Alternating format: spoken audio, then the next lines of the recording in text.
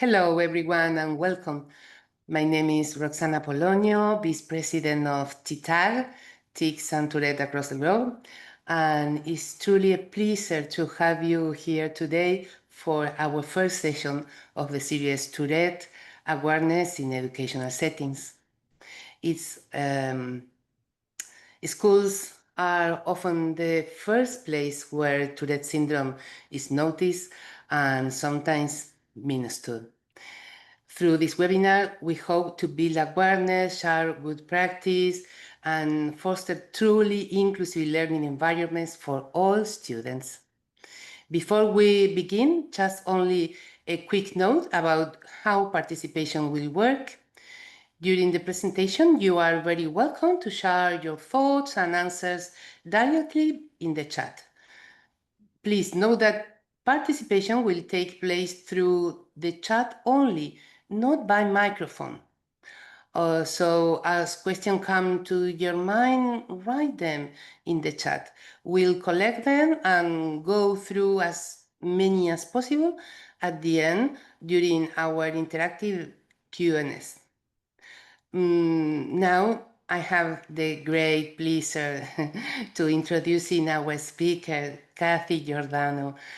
Kathy is an education specialist and international leader in Tourette awareness, with more than 30 years of experience working with schools and families. She has served as an education coordinator for the Tourette Association of America, where she led the Tourette Education and Support Program in New York. Kathy has advised school districts on strategies for support and inclusion and currently chairs TTAG's International Education Committee. She is widely recognized for her ability to translate scientific knowledge into practical strategies that truly improve the lives of students and educators worldwide. So, Kathy, we are happy to have you here. The floor is yours, Kathy. All right, thank you, Roxana. And I want to start off by officially thanking Roxana because her and I worked most of the summer on developing the webinars that will be presented. So this first webinar will be why is it important to bring awareness to educators, and then the next one will be more about how to do that, and the final one will be an example of a presentation that you can take, you can change, you can use, you can any way, whatever you want to do with it, it's all yours. And this will be posted on YouTube, and it will be able to be translated. So that will be excellent. Next. So TTAG, Tics and Tourette across the globe, is building a network of specialists to bring awareness. TTAG, and we all agree that awareness is one of the most important aspects to inform and to empower teachers, because it's complicated. Tourette is very complicated, and we don't have the answers. I know over the last 30 some odd years, I've done a lot of presentations, and I've spoken to a lot of schools who want the answer for a specific child, and nobody has, the answer for every child, because first of all, every student is different, and Tourette may impact them differently. So that's why we see awareness as being so critically important, because awareness helps the educators adapt content that will be helpful to students with Tourette in their localities and with their realities. And so with the awareness, we are hoping to impact a very large, diverse region and education community. Next.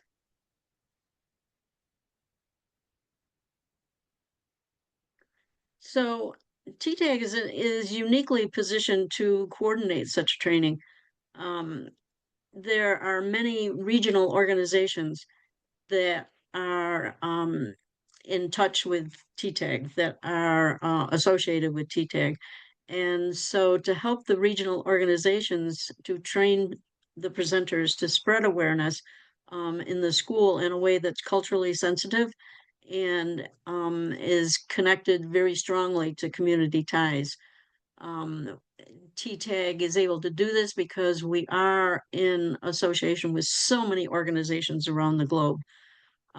We want to have a quality and consistent message so that internationally it ensures standards and validated resources. It will provide evidence-based practices and strategies to help educators building trust and avoiding fragmentation from one country to another. And we are hopeful that the awareness will have a major impact on global advocacy for people and students with Tourette, and that it can influence policy because there are a lot of many policies in different countries, and the policies don't necessarily positively impact students with Tourette.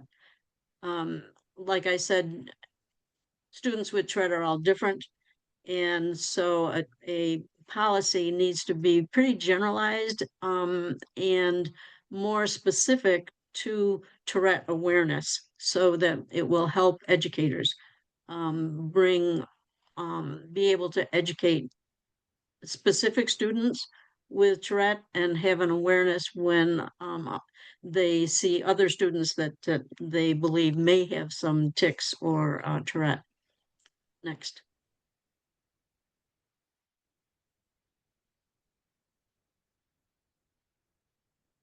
So, oh, I think it went backwards. No. Mm.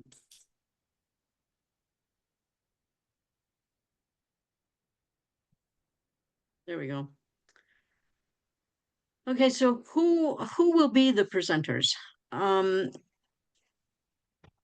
We want to support people that are interested in spreading awareness and helping them do this in a way that they're comfortable with.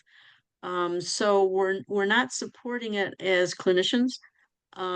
We don't diagnose and we don't provide medical information. Over the 30 years as I've been presenting all over the United States, I've been asked a lot of medical questions or some medical treatment, and I avoid that. When people ask me that, I reassure them that I'm here for education and not for medical. And if they have medical questions, that they really need to contact doctors, but doctors that are aware of Tourette, because unfortunately, there's still, unfortunately, a widespread lack of knowledge and information about Tourette. So if the schools do have information, it's nice to have in your back pocket some doctors that you can suggest that would have good knowledge about Tourette syndrome. We want them to raise awareness. That's the key, and to provide takeaways. When I do presentations, the schools want takeaways. They want information and they want strategies, and we can provide generalized strategies. But again, it's the awareness. Teachers are trained professionals. And when I present to educators, I trust that they're going to take this awareness and they're going to develop strategies for specific students. But they need the awareness. Um, it will promote understanding. Again, Tourette, very complex. So we are hoping that the presenters will be able to explain Tourette in a way that's more clearly understood with empathy and with evidence-based information, which is obviously important. Awareness supports inclusion. Awareness helps build respect and stigma-free environments. And this is what students with Tourette need. We will be talking about that a little bit in this presentation, and in the next webinar, we will be talking about that more on how to achieve that. But it's important. Stigma-free is so critical for students with Tourette because they're typically bright kids that want to be successful and need to be in an environment that's not confrontational, that's not demeaning, that is accepting. Acceptance is so important for students with Tourette. We also, by providing awareness, it will be developing bridges between schools and the families and the associations.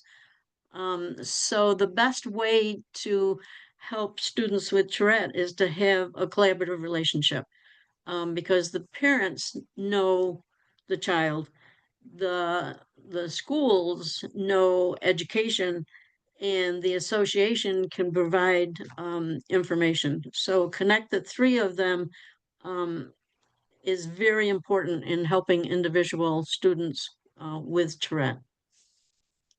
Next. So why is this important? I can tell you, in my experience, awareness over the last 30 years has been huge. I have, like I said, I have presented for over 30 years, and I have, Roxanne, can you go back? Because I want to get to this slide in a minute. I have heard from adults who have Tourette and were impacted by my presentations, by having a presentation that gave awareness to their teachers. They were able to then be successful socially and academically.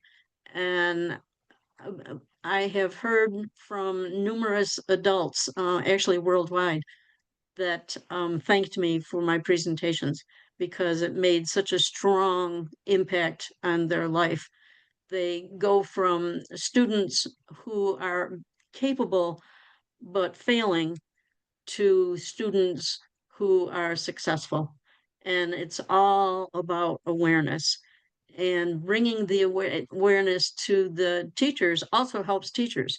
I've also heard over the years from many teachers that have thanked me because being a teacher is not easy.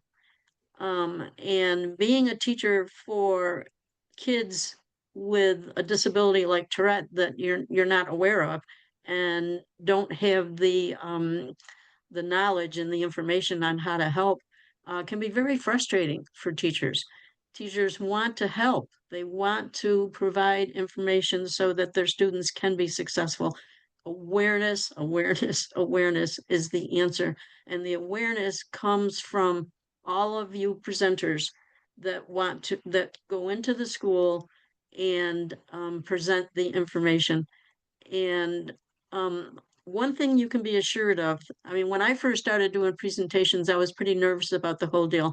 But I knew as I was bringing awareness that I knew more about Tourette than anybody else in the audience.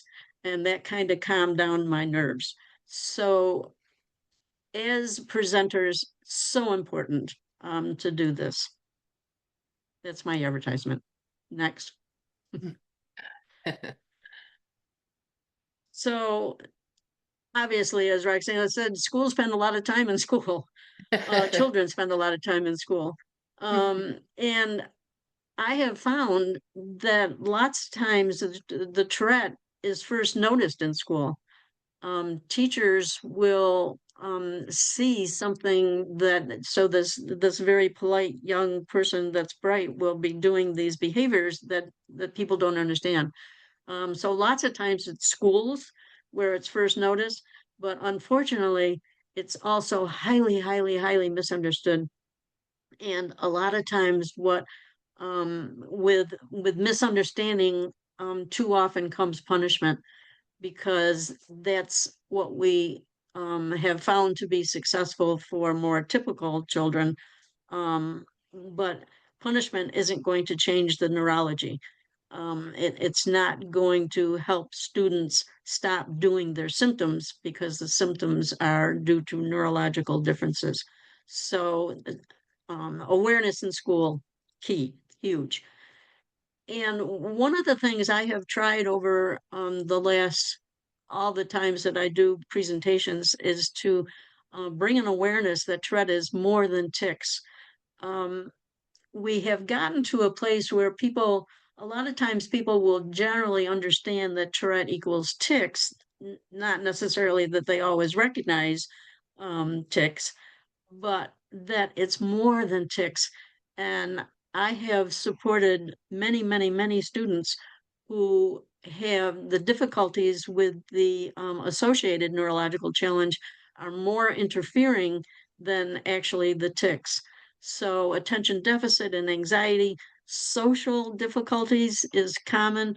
The copialia, which is when kids say things that seem to be inappropriate, they don't want to say that. Handwriting problems I have found to be very, very, very, very common and difficult. So you got these kids that are bright, but can't get their thoughts onto the paper. Disinhibition, which I will be going into more in depth, because for me, it's one of the most important parts of Tourette to understand. And disinhibition, briefly, is the brain not being able to inhibit behaviors or vocalizations that they don't want to do. Um, so disinhibition is huge to understand, because why are they saying that? It's because the mental process, the brakes are failing, and it's in their brain, it's out their mouth. They're not able to inhibit. But again, I'll go into more of that. And the executive dysfunction I have found to be extremely important too. Again, kids that are bright but can't demonstrate their true abilities. Early detection. I mean, it's not, it's pretty obvious that early detection is important. Can you imagine being a child, going to school, having symptoms that nobody understands? Um, they they don't want to do it. Kids bully them. Teachers get upset with them. So getting a diagnosis is huge, huge, huge, huge, huge. And it's estimated that 50% of the students in school with Tourette are not diagnosed. Terrible. There's a lot of statistics. That statistic is one of the ones that bothers me the most. I just can't imagine these children going to school and nobody knowing what's going on. Next. So again, without awareness, there's misinterpretation, and misinterpretation leads to exclusion. Um, they're often, the behaviors, the symptoms are often seen as defiance or being purposely rude. Um, awareness can help prevent the negative perceptions and the inappropriate punishment. It also, when teachers are aware, students, the other classmates can become aware. And so instead of a child with Tourette being excluded by their peers, when there's an awareness and an understanding, then they're included. A teacher awareness, how the teacher reacts to a student with Tourette helps bullying, prevent bullying, because teachers are so important. The students will see that the teacher is accepting and is okay with the symptoms, is supportive of the child. And this really, really, really cuts down on the amount of bullying. When people don't know why somebody is doing something, there tends to be more bullying. And the Center for Disease Control and Prevention in the United States estimates that students with tics and Tourette are bullied and excluded 3 times more than a typical child. So obviously, it improves their quality of life. When teachers understand, they offer respect to the student in inclusion. The child feels seen and they feel safe. They feel supported. They feel successful. So rather than going to school in the morning afraid and anxious and knowing that they're going to be made fun of or knowing that they're going to be punished, um, is not safe.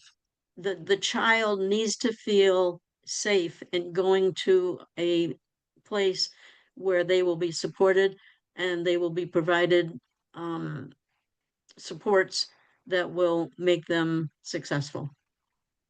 Next.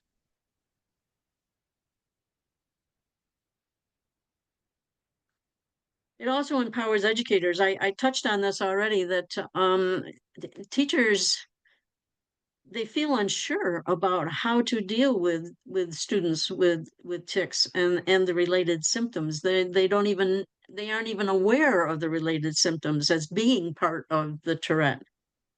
So with awareness, the teachers can provide the tools, and TTAG, we can provide strategies and supports that we have found to be successful, so that teachers can be more confident and compassionate when dealing with their students and have more effective responses.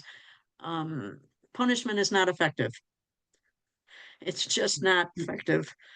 Um, Unfortunately. yeah, no, No. it's counterproductive. So having the right support, having the student being supported, having the student feel like they're supported and in a safe place, is what is effective. I'd also I would love for Tourette to be normalized. By awareness, we can make the neurodiversity visible and we can normalize the differences. In my lifetime, I'm not young. And in my lifetime, I have seen many, many, many, many things that weren't accepted become acceptable. I really would like to see that happen with Tourette across the globe. And that's why I was thrilled when TTAG asked me to be involved with their education committee and to do an awareness presentation. And also awareness would strengthen the family's communication. In order for it to work for the child, there has to be a good school and family communication. Oftentimes there isn't, because the families are frustrated that the teachers don't know anything. And I don't know worldwide, but I think generally teachers don't learn a lot about Tourette in college. So by having the awareness, the family and the school can communicate better, less judgment, and foster a collaborative relationship. It also can promote inclusive school environment. I've seen way too many times students are taken out of the general ed setting and moved to a setting of students with behavioral issues or emotional disorders. Not appropriate. Um, so with awareness, it stops this kind of wrong um, placements.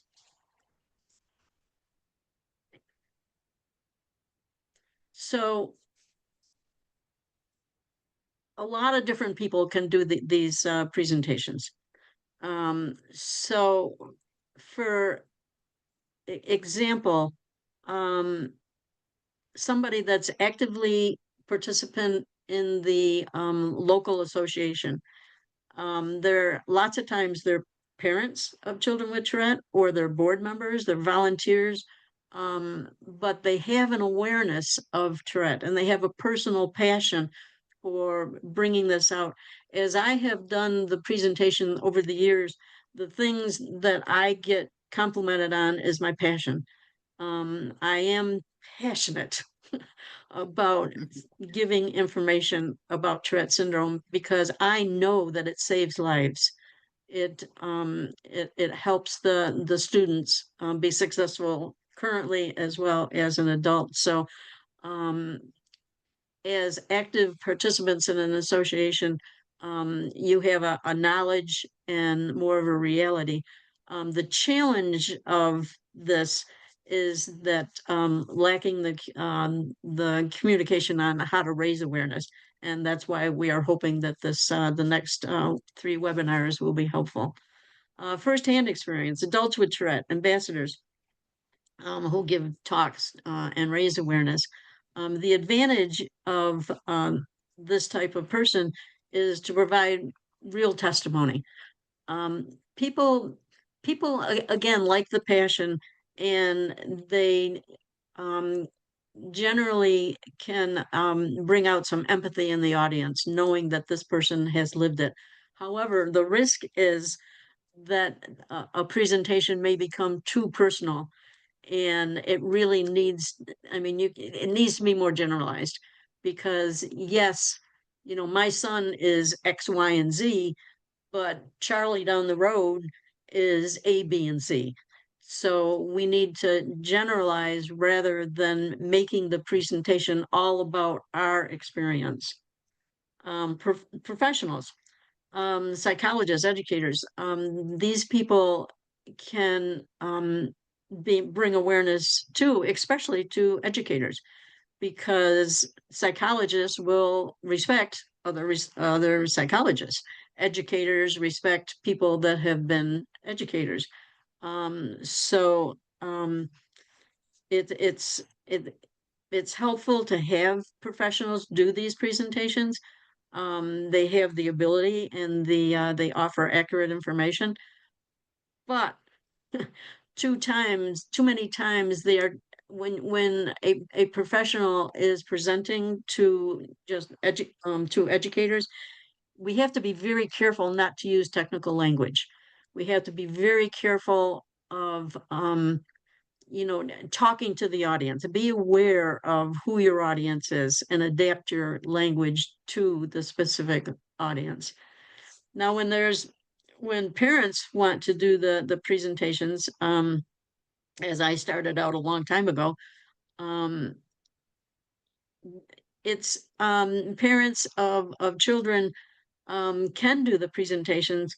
You have a deep understanding and of particular situations, and you do have the ability to personalize the message, which when you personalize the message a little bit, it helps the people have empathy to you and to have an understanding and to appreciate what you're saying.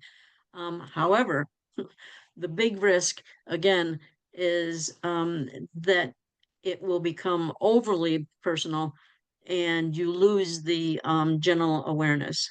So as that, you have to be careful. Next. Family participation. Next. So family is important um, in for presenters. I always, before the session, um, I always encourage parents to ask for the presentations. If I contact a school and ask for a presentation, odds are I'm going to be turned down. If the parent asks, and ask the teacher, ask the principal, ask somebody that's on your side, find a person in the school psychologist, the school counselor, somebody that wants to understand, and tell them that you would like to do a presentation, and that you've gone through a training, and that you're connected to tics and Tourette across the globe. It would give you some more credibility. So before the session, encourage the parents to ask. Also, talk to the parents. I always, always, whenever I'm doing a presentation, I want to talk to the parent prior to the presentation. I want to know the child's experience so that I can touch on specific areas. If a child is having difficulty with social skills, I can bring that up in my presentation. So the more I know about the child, the more I know about what's happening in the school, I can, yes, I still need to generalize, but it's easy to generalize because a lot of students with Tourette have difficulties with social skills. So you can still generalize, but hit upon the areas that are specific to the student. Um, Listening to the family is really important, but I know sometimes when you're talking to families, they may say something that hit a chord with you and hit a chord that can make you angry. Do not, under any circumstances, increase the anger for the family. You want to, in any way you can, decrease the anger. So you can say things like, "Yeah, I understand that had to be really, really hard, but we need to move forward."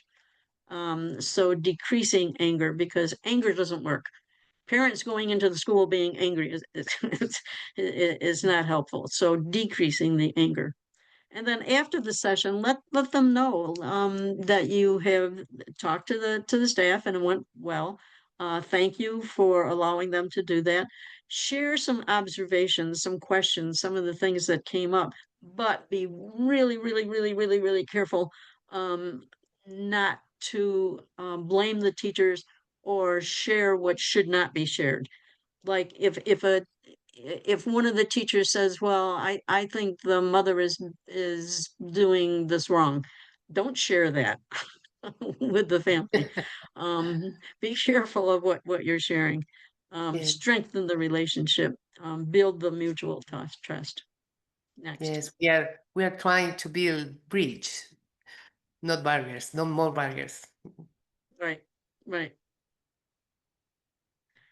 So, what about the family presence during the training? Um, the when I get contacted by a parent that wants to have a training, one of the very first things I say um, is that I don't. I said I will say I know this is hard to hear, and it would have been hard for me to hear as a parent. But I don't. I generally don't want the parents at the presentation because I want teachers to ask questions that they're not going to ask if the parent is there. If the parent is there, they're not going to ask. I think the mother is being over something. Um, I want to be able to address that. They're not going to ask it if the parents are there. So it's a hard thing to tell parents. But if you tell the parents that you want the teachers to ask questions that they're not going to ask if the parents are there, so we want the separate roles. You as a presenter will be there as a presenter. You're not an advocate. You're not an advocate. You're not a mouthpiece for the parents. Um, you will be seen in a professional tone so that they can ask questions. And if the families participate, because I have had parents show up and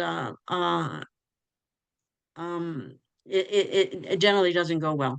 A lot of times they will take over the session and not me allow me to say what I need to say. Um, but obviously, you want to make sure that the parents know how meaningful their input is prior as well as after the session. Next. So, um, I sort of touched on a lot of these. What about family presence during the training? Um, again, we want it to be generalized. We don't want it to be personalized to a certain family. Teachers may feel judged. They're going to feel emotional over exposure if the parents are involved with the training.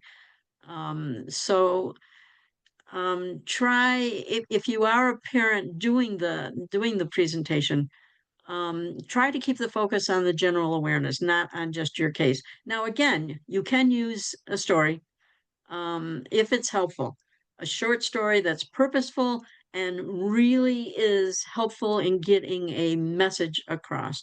So you can also include examples and pretend that it's another kid, not that, I mean, you can use a little white lie and say that, Johnny, somebody or other did this.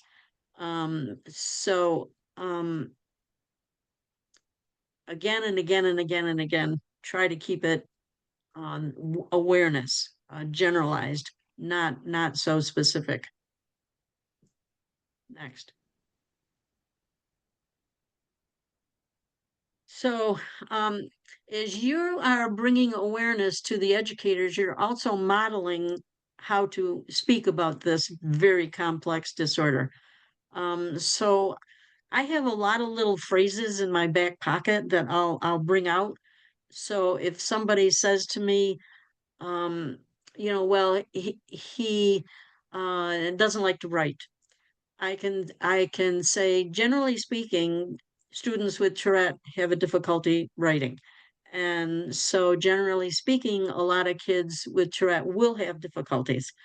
Um, so to a question that they're trying to be rude, they're doing it for attention speaking, which is one of my big, I hate to hear that. Um, it it may appear to be purposeful, and I know that it oftentimes appears to be purposeful, but it's really part of the Tourette syndrome. And again, generally speaking, this is difficult and this is not unusual for this child. This is something that is generalized for many students with Tourette. Next. So help them to be curious.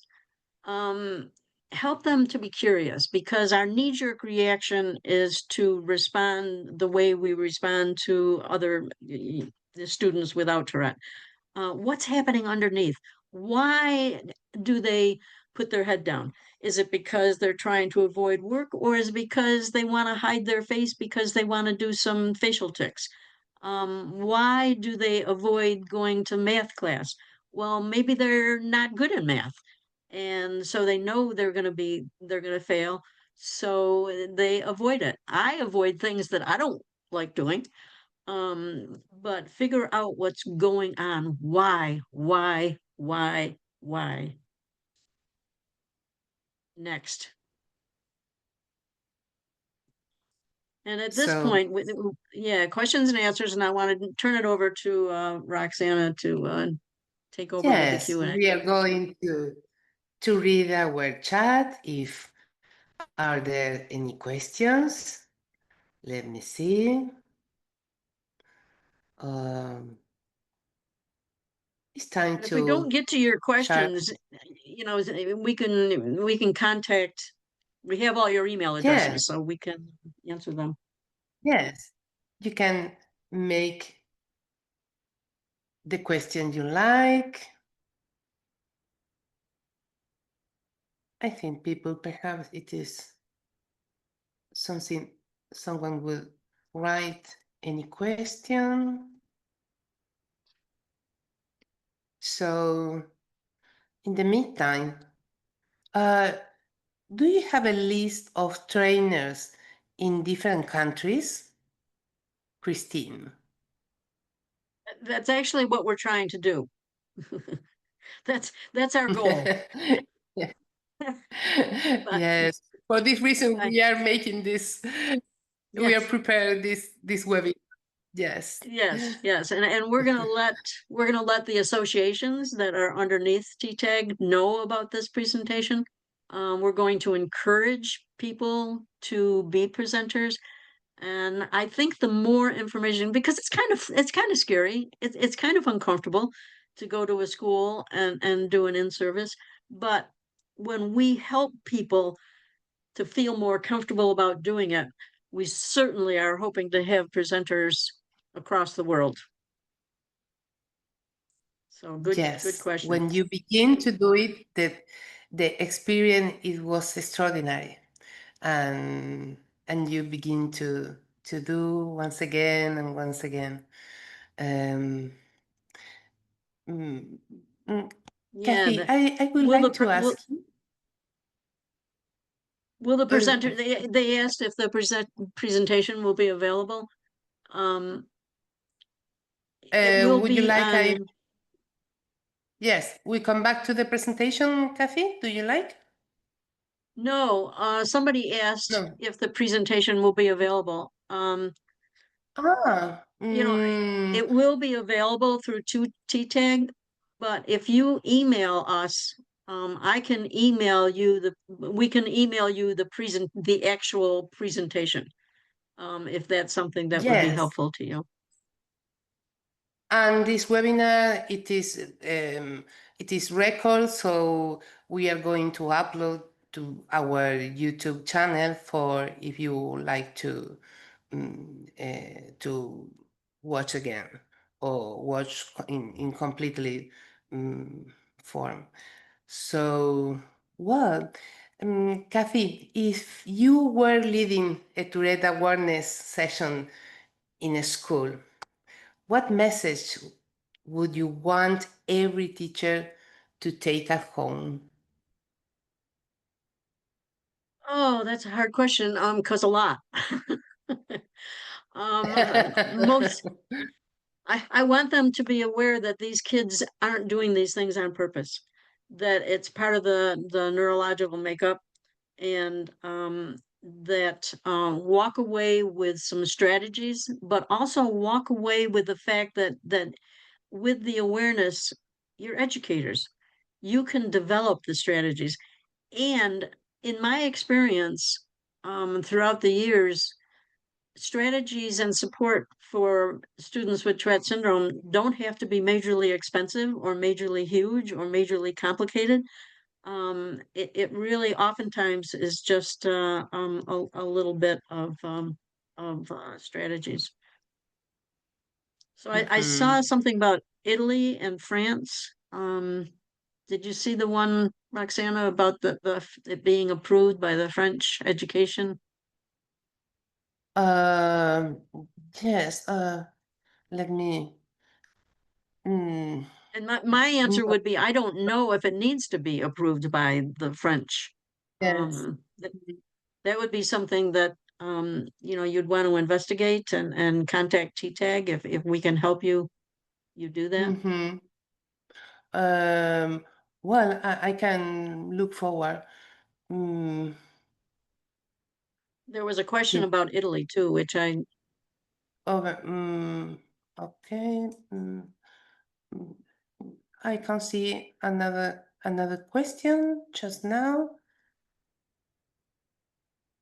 there but are there are associations in Italy and in France that if yes, you there know is. Yes, yes, there is an so association. yeah, Yes, so I would contact them. yes, and this association is a TTAG member. Yeah, Yes. yes. Um, well, if you like, if oh yes, in Italy, in Right. Tourette Italian, okay, also okay. Mm. There is many associations, and um, well, do you like we share our survey? Perhaps people were interested in share their experience through the survey we prepare. Um, we are going to share in the chat a survey that please Really, you and the French Association, you don't have the official authorization to do presentations in school? Wow, that's maybe a Mhm. policy that needs to be changed. Yes, incredible. In- Incredible. And what I do, so if a school tells me that they're not authorized for me to come in and do a staff presentation, what I suggest is a team meeting. So Mhm. a lot of teachers will have team meetings, and I let them know that I can be at a team meeting to answer their questions. You don't want to say that you want to go to a team meeting to tell them what they're doing wrong or what they need to do. But by when I offer to answer questions, um, I'm more likely to get a positive response.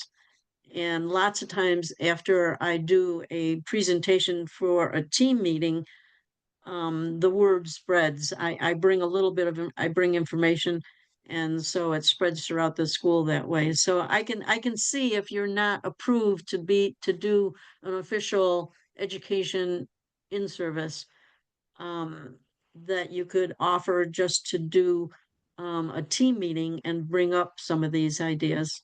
Yeah, it's worked successfully for me. Is there anything that can be recommended for students who have difficulty in handwriting because of Tourette syndrome? Yes. Yeah, it depends on the age, and for a lot of elementary kids, having somebody write for them, and a lot of parents will get permission from the school to write the homework, because homework is just horrible for kids with Tourette. And to have the parent to ask the child the questions and to be able to write the answers for the child, or in school during it, it can be on the student's plan to have somebody write for them, especially during a quiz or during a test. But there's also technology now, and keyboarding can be very important for students that have difficulties with handwriting. Um, Also, doing verbal testing can be helpful. It really depends on the child. It depends on what the child is comfortable with, and what the child can do. But there is, and I think it's going to be on we're getting a library together, and there's an article that I wrote years ago about handwriting and how that can be helpful. So if you'd like to contact us, contact me. I'd be more than happy to share that document. Yes, because there is a different kind of difficulties around handwriting and Tourette, and perhaps it is recommendable to determine what kind of difficulty it has. It is a coordinating. Sometimes it is tics that are in the just moment that they are writing, and other times it is difficulty because the pencils through, or many things around Tourette and behaviors related to Tourette happens when they write. Yes. So depending the behavior or the tics, we can adapt some things. The clue is, as Kathy mentioned, awareness. If they could understand what happened with this child, with awareness, it is easier to find the the alternative for these children. Right. Again, it comes back to awareness, because is it a sensory thing, that the child doesn't like the feel of the pencil? Is it tics that get in the way? Is it an obsessive compulsive thing where they want to be perfect? Is it an executive function difficulty getting thoughts from the brain to the paper? Um, with the awareness that there's so many different difficulties that can interfere with handwriting. Again, it's getting to the bottom. What's happening? Why is this? We can't help them. We can't provide the proper supports if we don't know why. Yes. I remember a child who make all the time dots. It was like a tick, a compulsive tick. They have to make once again and once again dots and instead point.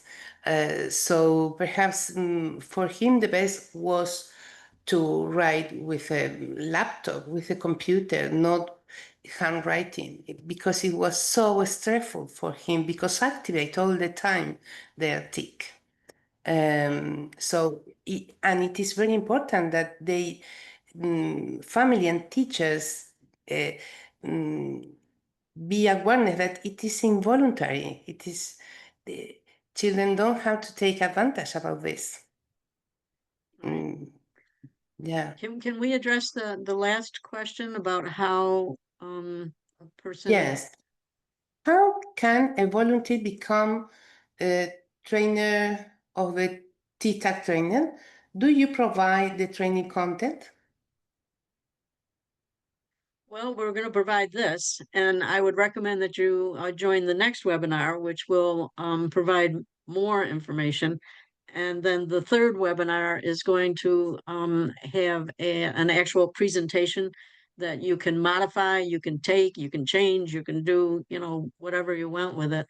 And, I think that's join the association, talk to the association that's near you. That would be the best way to become recognized as a trainer. Yes. And it's sure that for the association, it could be very useful to have someone who prepare for this objective and this activity. So, well, we have only one response for our survey. So please, if you like to go into the link that I just sent minutes ago, I will send again if you don't find. And There are only three questions. I will say that when you start doing presentations, you're going to get a reputation. You're going to get people that are aware that you do these presentations.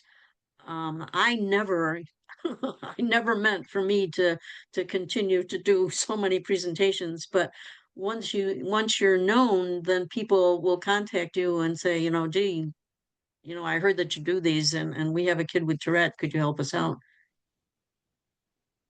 Yeah.